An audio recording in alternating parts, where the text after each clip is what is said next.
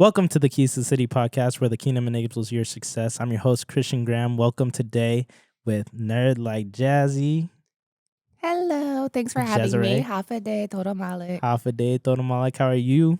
Man, the song, right? Half a day, todo Malik. How are Thank you? No, so yeah, I mean, we already caught up so much, off pod, but I really just wanted to bring on to talk about, really the mission behind True to Size, really understand, your sphere of influence in your brand and how you like to elevate brands and how you create brand strategy to really help the marginalized communities that we both serve in. And so let's start with what's True to Size? True to Size is my baby, the one that, I birthed in spirit a few years ago. We are an agency, a consulting firm. We tell stories true to size. We make sure the people behind the camera look like the people in front of the camera, which is something I know that's super important to you, like in the space here. Making sure that people look like us that are also in the room, regardless of what that means. And so Right. we predominantly partner with nonprofits and with footwear brands. We've worked with everybody from Jordan Brand, Nike, Adidas, Puma, New Balance, Reebok. I have a sneaker with Reebok that was released in 2019. And currently we are full-time with Adidas, overseeing their legacy basketball program through 2025. Nice. That's super dope. That's super dope. Yes. So are you helping on like the actual design of this work, or is it just brand structure? Where do you kind of play your role in all of it?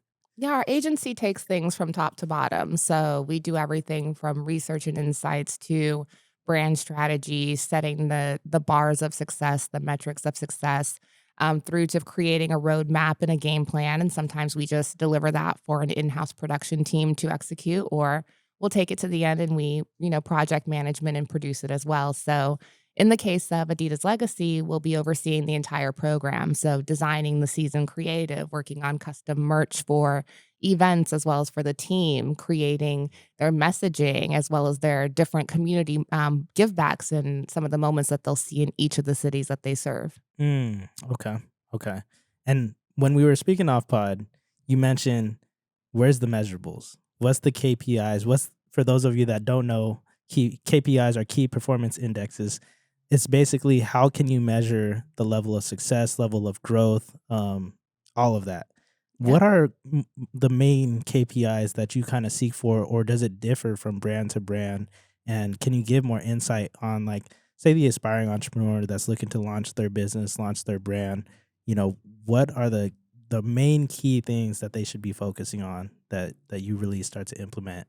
Absolutely. I think earlier we were talking about parties, right? Mm-hmm. And a lot of times, especially in footwear, we see like such and such agency is throwing this party or doing this cool thing for this music festival. And it oftentimes just seems like, oh, somebody gave them a bunch of money because they had some cool ass idea that they could execute. And they're so innovative and they're like the most amazing creative director that ever walked the earth. But really, those moments happen because a brand has a product that they want to launch, Right. right? And they're like, hey, we need to put a little resources behind this. Mm-hmm. Where do we want to launch it? We don't really know. We don't even know this audience that we're trying to target. So let's go find a consultant, an agency, and an agency partner and say, hey, we have this new shoe. It's targeted at this specific demographic of women at this age in this area. What do you think we should do? Like, what's the most resonant thing? Mm-hmm. And your job is to make sure that you hit that mark. Like, you're able to put that product in front of this specific audience that the brand is calling for. So it's beyond being like the coolest kid on the block or Right. being the most viral today. Like, did you execute the brief? That's the only thing that matters. And so understanding the brief, understanding how to read the brief, understanding how to, all the things I'm sure you've learned in business as you've been marketing smacking, right? Yeah, no, definitely 100%. And that's what I was actually going to allude to is like, I think that's what really separates you from having quote unquote a brand from having a good brand, and how you're executing on making yourself known to the greater audience. You know what I mean? Because you could develop your own little small niche of people that may follow you here and there, but are they actually falling in love and having customer obsession over your brand, over your product, over your vision and mission that you're really trying to carry out through this business, because that's what speaks more towards like the great brands, Absolutely. And right? like, is this a loyalty play? Mm, Or is this like an awareness play? Like, are you trying to mm, find that new consumer? Are you trying to keep your consumer? Is this a retention situation? Like, every single thing has to have an intention, has to have a purpose and a measure mm. of success. We can't just be going into things, throwing pasta at the wall, and then wondering why they're not working. Right, Like, right, did you have a goal? right. No, intentionality, like, let's talk more on that too. Like, because for me, I believe that that's like one of the number one things, if not the number one thing. I think that hand in hand with like discipline, um, Absolutely. just you can do so much just through those two things alone. For me, I also take a lot of root in my faith as well, Absolutely. and I think that that provides a good basis for intentionality and discipline in itself as well. But let's talk more about like how are you intentional towards these brands, towards your own development, towards your own influence and expanding your sphere of influence and what that means to you.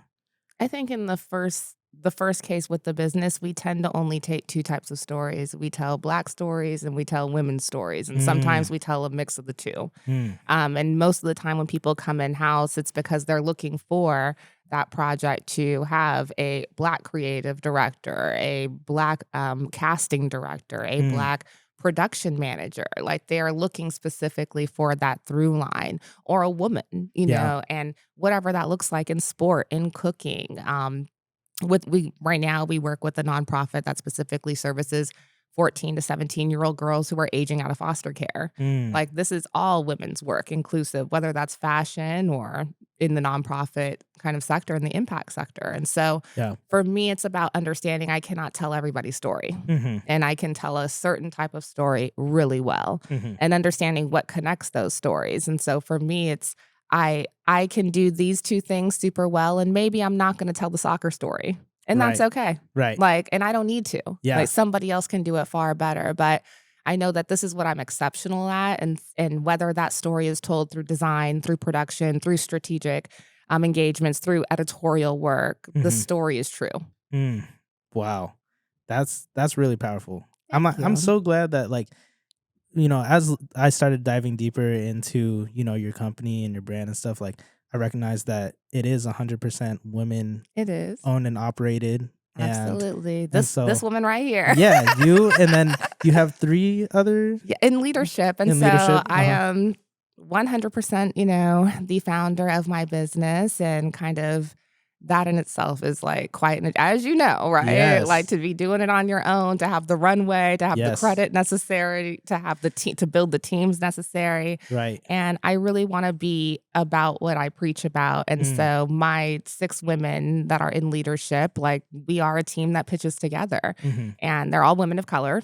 And so it's just amazing to be able to not only create space for people that look like me, to provide a platform for when we walk into a space, people look at us crazy. Mhm. Because they've never seen, Mhm. 6 women in a pitch room, Right. and looking this diverse. And so Mm, it is kind of a shock initially. And we kind of revel in that. Like, we yeah. love that.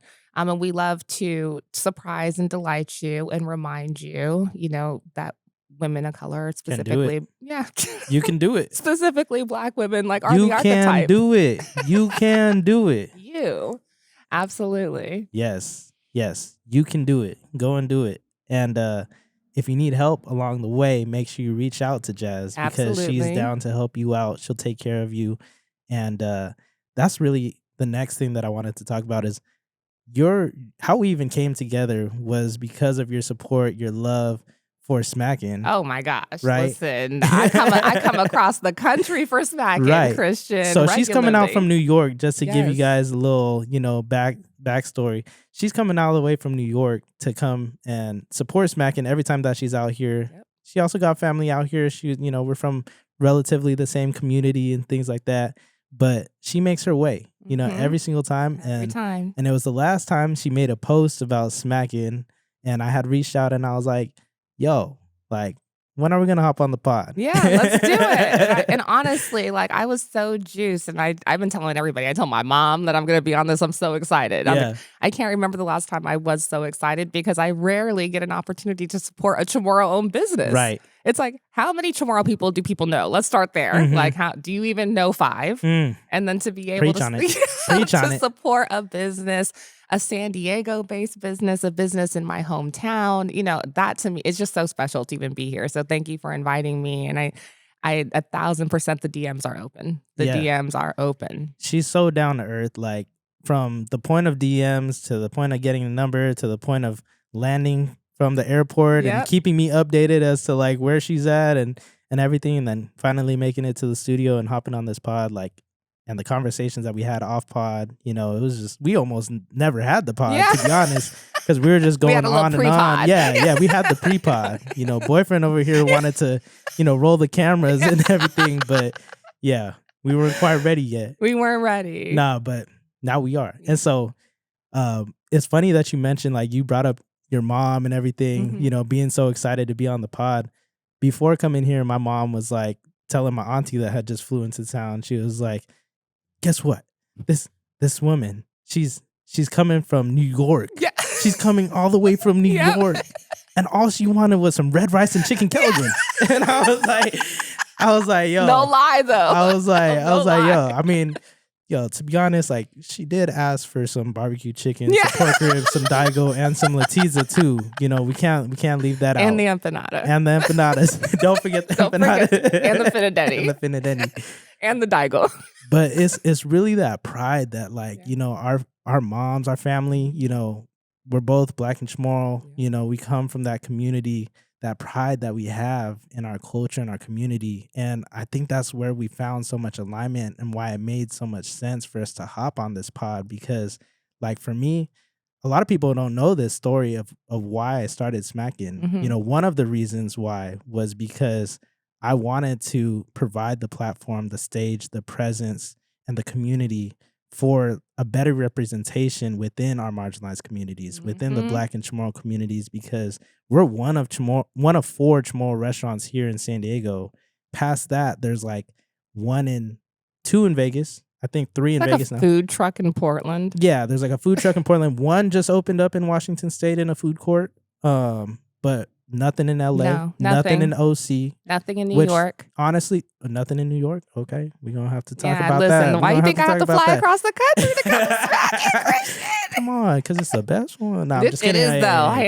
It is the best one. I'm just kidding. Hey, shout out to Chamorro Grill. Shout out Guamanian Grill. Shout out JJ's Island Grinds that are also here in San Diego, because if you ain't messing with us, go and support them. You know what I mean? Because it's always community over competition over here. And I think that's just like Chamorro people, period.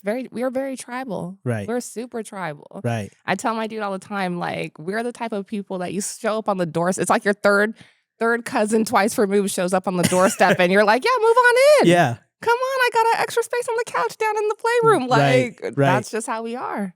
It's crazy how, like, all of that came into alignment with starting Smackin', because I had met, my grandfather has 1 brother. From that 1 brother, there's 2 sons.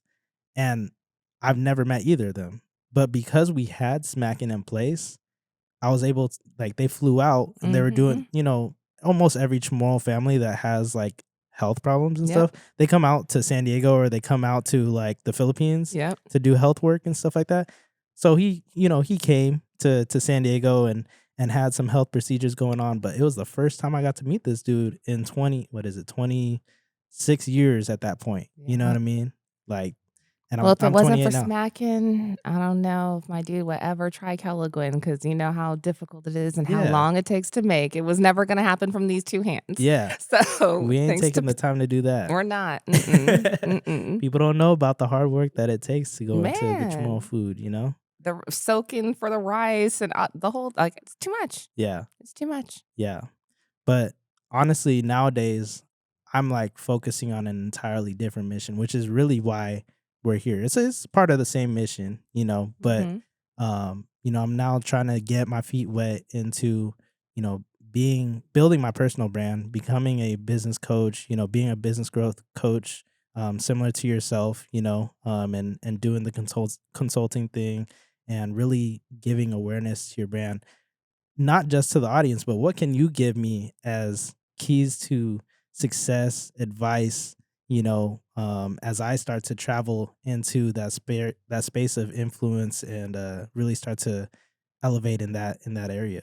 Of being Christian, not like the founder of Smackin' and the previous, Yeah, because that's the thing is like project manager, da da da da yeah, I da, kind right? of built like these other things up, you know, before I built the personal brand. You know what I Exactly, mean? and So that's a like, good thing, it's proof of concept, right? Like, you yeah, can build a brand. yeah, Now you know how to do it, and I think looking at yourself I always say that when people think about you, that 3 things should come to mind, like, there should be 3 things that are top of mind, so right now, I think, right now, people would say Christian San Diego businessman, founder of Smackin', and then what would you say? Maybe music, the MK Lab. podcaster, Yeah, a creative, right? yeah, And then thinking about, well, how many other people do you compete with in that lane when you mm, look at that and how can you create that differentiator and hmm, then start to create stories and stage narratives. It's not necessarily the stories that you're trying to tell about yourself that matter, it's the stories that other people tell about you. mm, And so setting that up, you have to really carve a tight brand. Like, you can't mm, just be throwing things all out willy-nilly because people will get confused. I 100%. think with Smackin', it's allowed you to kinda tighten that up and allow people to see you as a Chamorro and Black, but Chamorro man in this city with this restaurant, family-based restaurant, only one of 4 or 5 establishments. It's already quite a niche area, and Hmm. so when you have a strong opportunity there, so then what are you gonna say, right? What's your value add? What are bringing people into your fold? And what's resonating with them. And I know that, the keys to the city, multiple meanings here, but definitely focus on hometown heroes. I think there's something special there. Right. Yeah. No. So for me, like, really the biggest thing with Keys to the City is like, I want to encourage people to activate and multiply them in and through their gift. Mhm. So it's not necessarily like, there's so many ways to make money, to move fast, to get into, these different industries and provide for different means. But where the real magic happens, you know what I mean? And really, being a part of my faith is like, if you're working in and through your gift, like that one unique assignment that God gave you, like, trust and believe like that gift will make room for you. Oh, You know what I mean? amen. And so that's really what it's all about. Like, Yep. that's where my coaching really comes into play, and how I apply like the biblical principles behind and making people not fear money, Mhm, because the mhm. biggest thing, like, that's a big, thing in the church as a whole, is like they fear the money. They fear what it looks like to invest. They fear what it looks like to sow. But the thing is, like, that's all a biblical principle is how you sow Mhm. and who you sow And what for you what yeah, and what you what you sow. chew. Yeah, Mhm, what you choose to sow. exactly. You could sow a bad seed and it's Mhm. gonna it's gonna produce bad fruit. But if you sow the good seed, it's gonna produce good fruit. Amen. You know what I mean? And Mhm. so that's really what I'm here to encourage people to do. And like, that's where Smackin' really came from. And then now I'm able to now talk on that aspect of how I leverage a brand and a business and an asset to start another asset. You Mhm. know what I mean? So And I think now, moving into the coaching is good because you have, again, proof that it works. Like, right. so many different iterations and different points in your career where you can say, like, "Yeah, I've done this." Yeah. And so now it's about the awareness play, right? Like, who is Right. Christian and Right. where's that Christian content? We're focused on me Yeah. today Yeah. here. We're talking about you in this moment, Yeah. but right, you're the host and you bring on guests. But where are the moments for Christian to shine? Right. Yeah. And that's, to me, that's the biggest component, is Mhm. like, that we don't lack access to people. People lack people lack awareness of who Yep. you are. Hmm. You know what I'm saying? Exactly. And so you need to continue to work. If you're trying to build a great brand, any of you out there that are listening to this, watching this, if you're trying to build a great brand, and correct me if I'm wrong, but you need to build the awareness, Yep. because they already have the access to you, Yep. you know? Is Mhm. that right? It is right. Is that It is right? right. Like, and niche down who you're targeting. Like, one message is not fit for everybody. Mhm. So I like to say that there's that North Star message, right? But Mhm. McDonald's doesn't talk to everybody the same way. Mhm. Like, they have special messages for special audiences and special demographics and special neighborhoods. Like, and it's about really niching down that message, getting Yeah. personal and intimately knowing your consumer. No, you bring up such a great point, because for people that don't know me, I'm like a super strategist, and like I'm very calculated and Mhm. meticulous and detailed in all that I do, right? And so prior to opening Smack In, I made like SMART goals. I worked through like SMART goals and everything. So that's one of the ways that I measure my goals and everything. And so I make it super specific. And one of the specific goals that I made in this 6-month, 7-month build out before Smack In launched was I needed to attend um, restaurant seminars. And so I was able to learn under the CEO of retired CEO at the time of Taco Bell Oh, wow. And so one of the things that And they he had some great innovative oh moments. yeah, Like, Taco Bell has really if y'all don't know, Taco Bell is the one that made the fountain machine go from behind the counter to out in the front of Yep, house so yep. that people could go and serve themselves. Mhm. That was their concept. And They now also had the 39.50, like, there were just so many award-winning marketing campaigns, product innovation. right, Like, they literally use the same ingredients. right.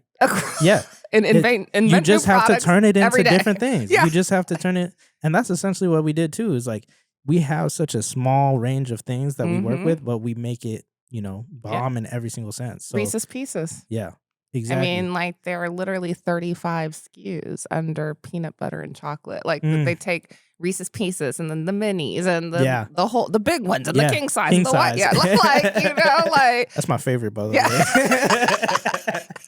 I love me some Reese's. Yeah. Yeah.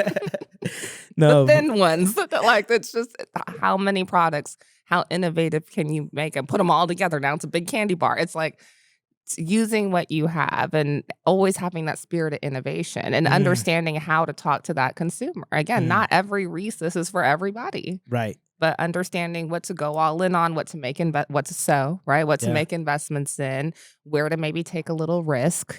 All of that comes with really, really, really deep thought, Right. as you found out. Oh yeah. No, It's definitely. not just like, oh, I have an idea today. Oh, let me float this brand name by 4 people today, and now I Right. have a store.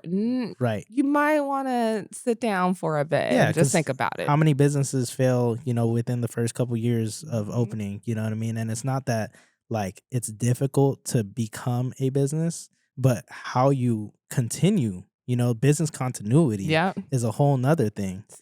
Starting and sustaining are not the same. Exactly. You gotta work your lead attraction, then you gotta work on your Mhm. growth, then you gotta work What's on your our runway sustainability, look and then you got your like? continuity program.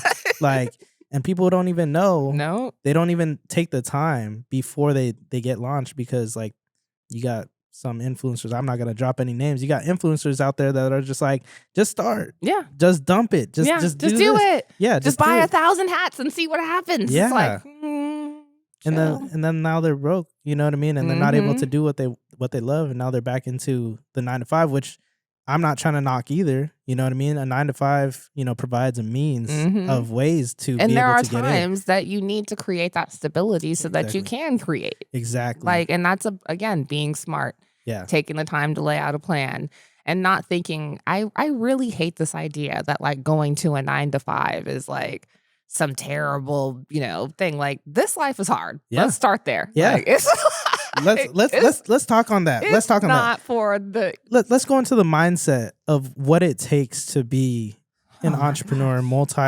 multi-business. I'm a serial entrepreneur myself. Yeah. So I mean, you said just earlier your first day you worked 20 hours. 20 hours the first day, went to sleep for an hour, woke back up, and then got to prepping again. Yeah. And it's also one of the biggest things that I struggle with in founder life is like, it's really all on you Mm, at the end of the day. yeah. When you work at a job and something goes wrong, you could call somebody Yeah. higher up, like, Mhm. even if it's the CEO, like, Let's elevate it. yeah. Like, this is out of my purview at this point. Yeah. Like, I need to escalate this problem Right, to yeah, somebody yeah. else. Let's escalate It's like, guess this. what? I'm escalating to me. Like, I'm the end of the road. And like, Right. there's so many things that, again, you have a cool idea to start a business. You don't know about compliance laws Yeah. and required certifications and trainings for your staff that you have to provide every year. And like all of these things that you don't even know about, compliance, insurance, and errors and emissions. Like, I'll talk on that actually real quick because this is something I'm gonna just give this dime out. If you're looking to start a restaurant, like make sure you hire an inspector that's geared specifically towards restaurants, because I had hired out an inspector because a part of escrow, Mhm. a part of getting into the lease, you have to have the inspection done. Same thing Yep. as in residential, same thing as commercial. And so I go and do this, and this dude passed the restaurant that I was, doing this lease acquisition from, with a residential water heater, no smoke alarms, Oh! the fire suppression system wasn't active, like all of this, like, and I had to pay an extra 50 grand, like Oh my 50 grand gosh. to just get it to code, to get this unit to code, and it fell on me Mhm. because I had already gotten out of escrow and everything. Yeah. So like I couldn't go back there. And it was just crazy to me, you know what I mean? But these are the things that if you Then don't it plan and if you escalates to don't you. know, yeah, and if it escalates to you, and the thing is, like, if you don't know, if you're not aware of these things, Mhm. and it's not going to be the exact same scenario in every single industry, Mhm. but there's these nuances that happen in every single industry, and you have to be aware of it. And so you have to do the research or get yourself with a coach or consultant or Mhm. people that really know what they're talking about, you know what I mean? And have the proof of Absolutely. concept to make sure that you don't get messed up, you know what I Mhm. mean? And so I want to go back to the Taco Bell conversation, because something really smart there stood out to me was when you talk about going into like your ideal audience, like they broke it down to the was it the analytics of their ideal customer, Yep. and they were like, we're targeting 45, like 40-year-old, 35 to 45-year-old males that sleep in their mom's basement, Yep. that are watching porn, Yep. and these are the type of customers that we want. Mhm. And that's the type of customers that are always coming. They're So gonna what come do late night.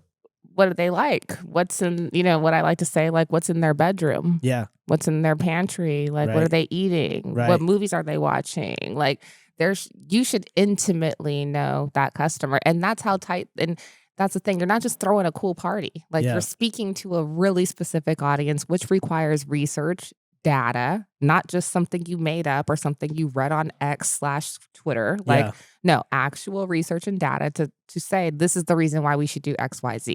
Mhm. Because the briefs are tight like that. The briefs I get are typically like, we're looking for a 22 to 24-year-old woman of color in one of these 3 states who likes sneakers, who also likes yoga and doesn't eat pork and Mm. does Pilates on Saturday, like Yes. literally. Yes. And then it's my job to go out and find that girl. Yes. And like, how am I finding her? What are my tools? What are, Right.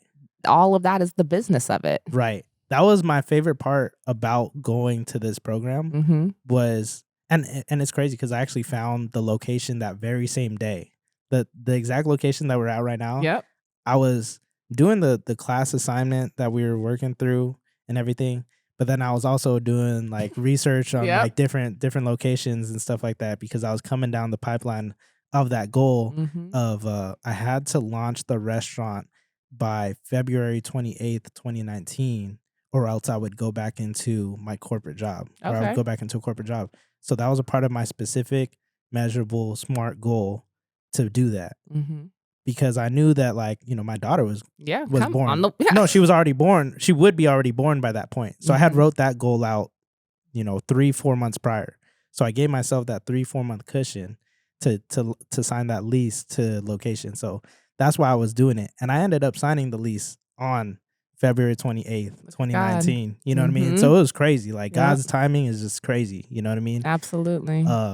But yeah, it was going through that class assignment. I was able to like do that with a mentor, you know what I Mhm. mean? And coaching me through that process of who this, ideal audience, or we called it like an avatar, Yep. who's the Mhm. ideal avatar that you're seeking after, you know what I Yep. mean?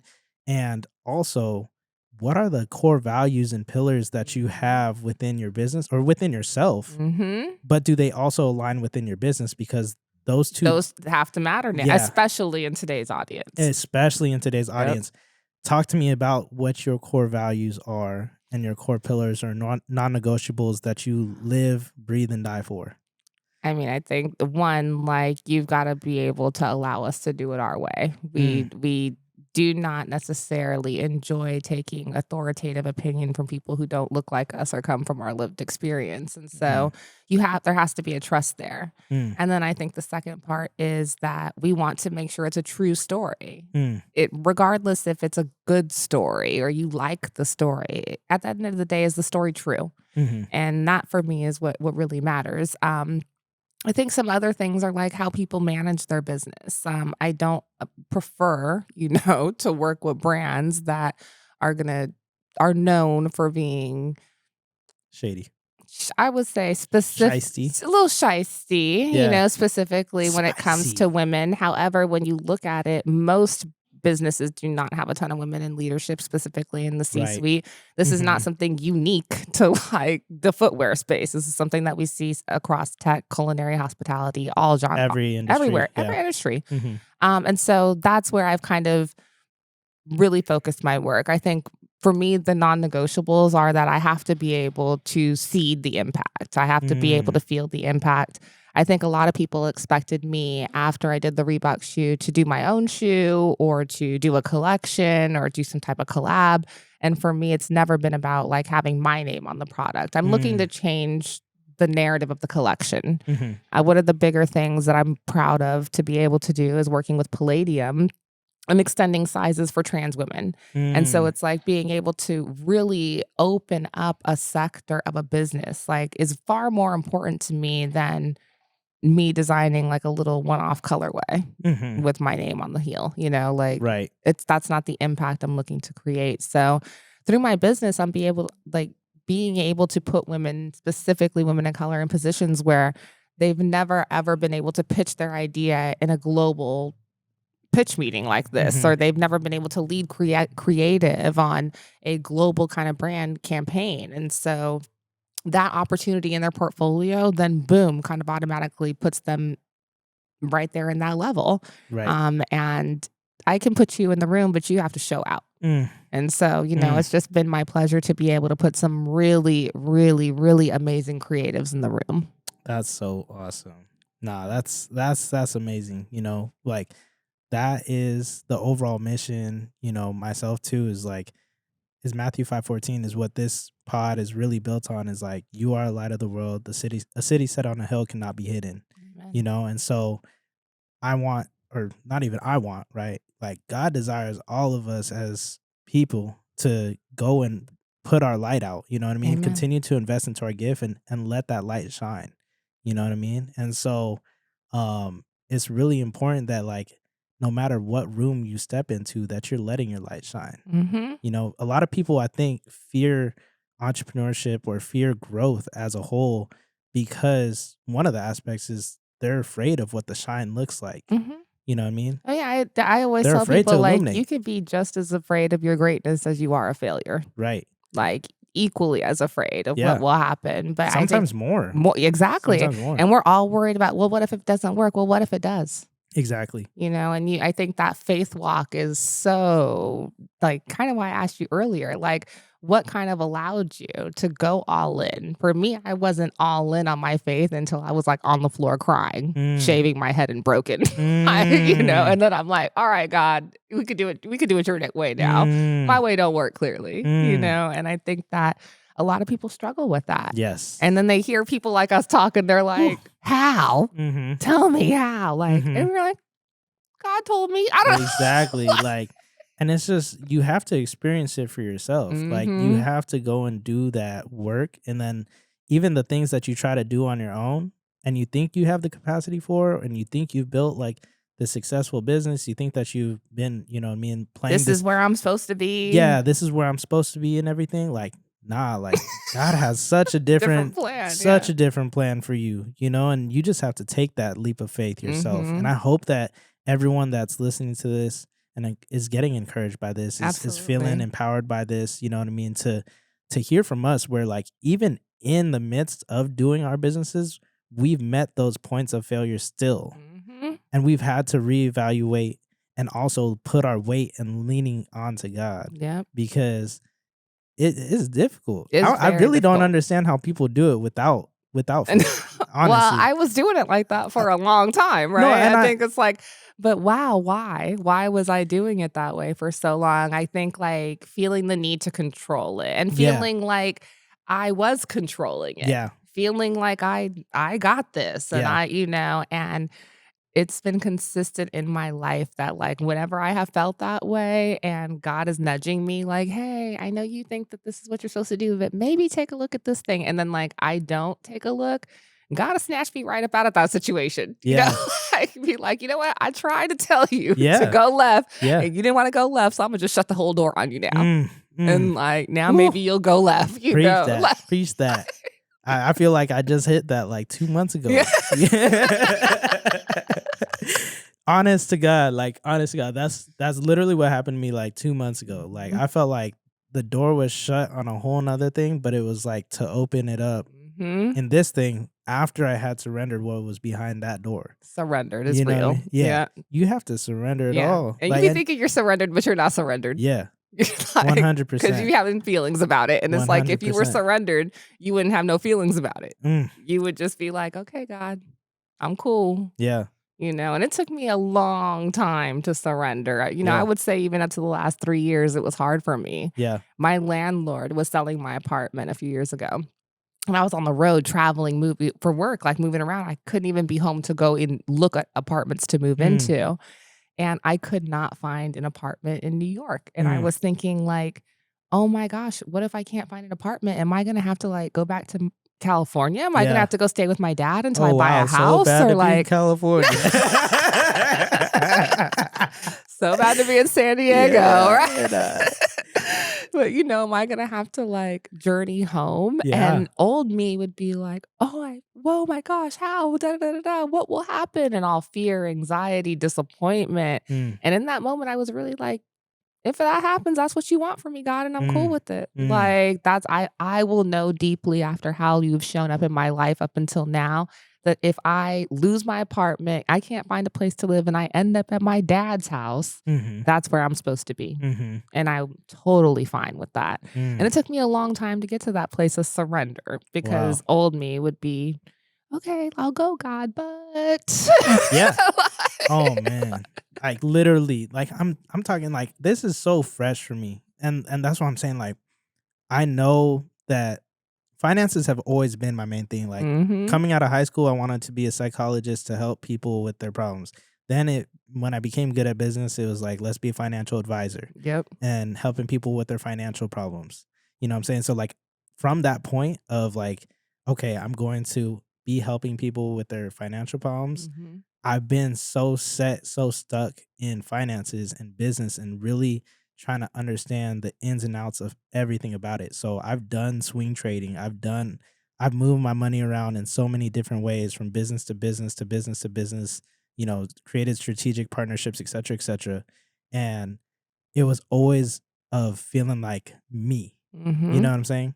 Like, even during the pandemic, I, like, went back into swing trading and stuff because I was like, "Yo, this is what I'm good at when it Yep. comes to, like, making money," Mhm. and I felt like I needed the more money, Yep. and then I eventually lost it. Yep. I eventually, like, just from me making crazy mistakes, Mhm. I just went and blew it. Yep. You know what I mean? Mhm. And so, like, I've gone from these uphills to the downhills, and literally Mhm. when I say, like, February 10th, we're recording this, like, May 3rd right now, from February 10th to, like, May 3rd, I dropped all of it, like, I surrendered it all. I was Yep. balling in Yeah. my bedroom, Yeah. bro, and, like, I just felt so convicted, Yeah. like, and I needed to address that addiction Mhm. and, like, put that thing aside, Mhm. you know what I mean, and surrender it, and, That, like, always going for it. mhm, Like, always, and it's like, sometimes God is really trying to tell you, like, maybe you should sit with you. mhm. Like, for a minute, like, Yeah, you trying to go out everywhere else and be doing like, you need to address you, yeah. you You need to know? wait on God. Like, you need to Mhm. spend that Literally wait. Literally like, wait. be intimate and just stay right there. You're good right Yeah. there. You Mhm. know what I mean? Like, I had all this stuff already, Yeah. and I was over here, like, craving and fiending for more, you know what I mean? Mhm. And didn't necessarily, quote, unquote, "have the Because you're means to do it." worried, right? Of Yeah. like, well, the new baby and this and this and this and what okay, 10 years from now, if I da da da da. So it's like you're trying to control it instead of allowing it. He was putting me through the refiner's fire. Yeah. He was putting me through the refiner's fire. Yeah. And here I am now. It's like I really I've always thought to build the business, the coaching business on Matthew 6:33, which is seeking first the kingdom and his righteousness, and all these things will be added to it. But here I was in a whole different season doing the exact opposite of not doing that. Yep. And I could have been coaching people through a whole different lens, a whole different scope, a whole different angle that would have been directing them towards a way different area. You know what I mean? And I feel like that's really why God put that thing aside. Yep. You know what I mean? And now I'm on this. You don't want to stop. Let me just burn you out real quick. Right. And now I'm right here. Now, okay, God, I'm back. Yeah. Now I'm right here. You know what I mean? I'm that's the last time. It is. I'm not worrying about nothing. No. And that's a place that I had to get to have really a sense of peace. Because now I'm just I don't just sit back and let life happen. I take my actions, but it's okay, I leave space for God to do his work too. Right.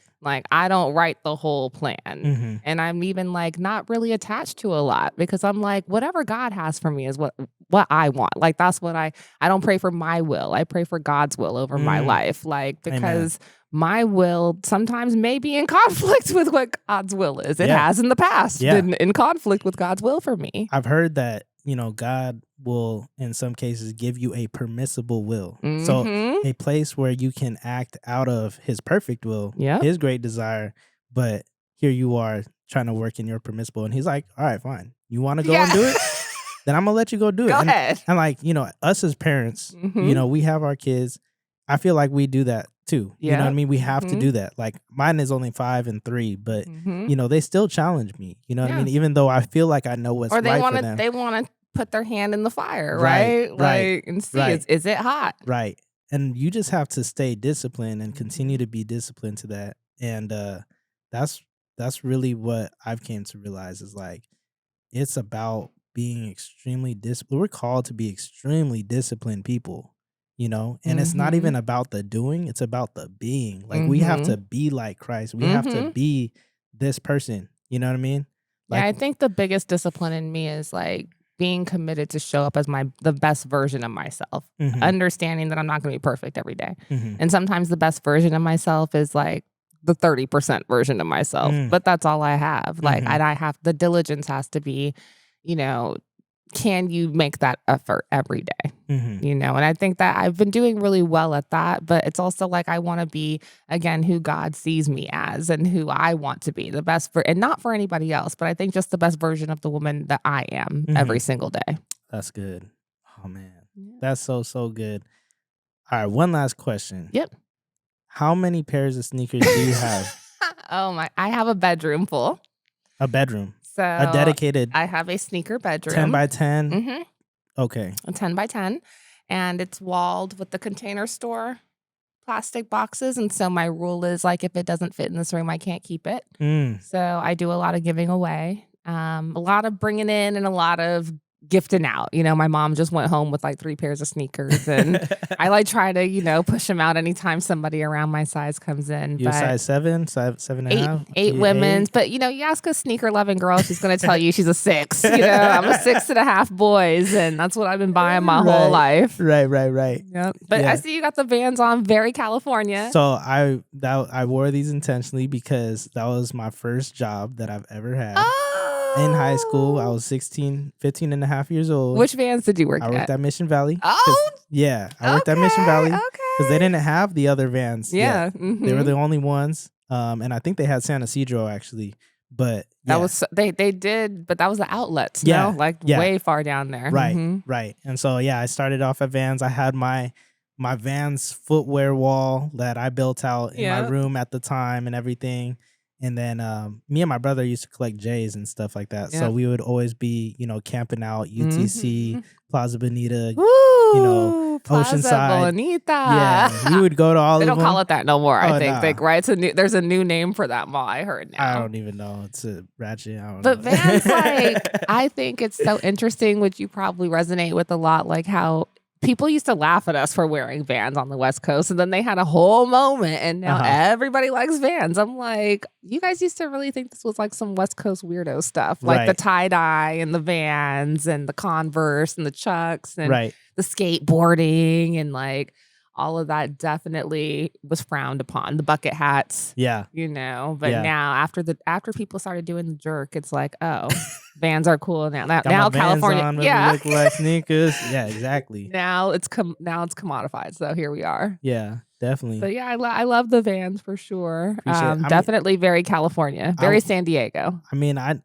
want to up the foot game. Like that's a big thing. I had to reallocate resources and everything for now. And now you know what I mean? Now you got to get into like your dad bag, right? Like what are the dad shoes that are, and maybe like the matching family stuff. Now you got a whole little squad. Yeah, when I'm cooking at Smackin', if I'm ever back in there, I bring my kiddie pool. You know what I mean? And I just kind of soak my feet in there. little moment, little pause. Yeah, no, but I appreciate you taking the time, out of your busy schedule to hop on the pod. And I really appreciate the conversation. I really hope that everyone, gets some value out of this. And if you get the chance, make sure you go follow NerdLikeJazzy. NerdLikeJazzy on Instagram. Yep. Yeah, on Instagram. Also True to Size. TrueToSize.com and TTS.agency on Instagram. TTS.agency. Mm-hmm. Perfect. And, thank you. As a closing remark, I just want to reiterate again, the keys to the city is really about just investing into your gift. And so I just want to encourage you with the Bible verse, Matthew 5:14. You are the light of the world. The city set on a hill cannot be hidden. And so just continue to go and do the good work that you're called into doing and continue to spread that light and be a salt and light in your community. God will take care of the rest. So, amen. Yeah. This was such a blessing. Thank you, Christian. Thank to you and your wife and your squad and whoever cooked up that smacking. Thank you to them too. Most def. All right, y'all. God bless. Peace.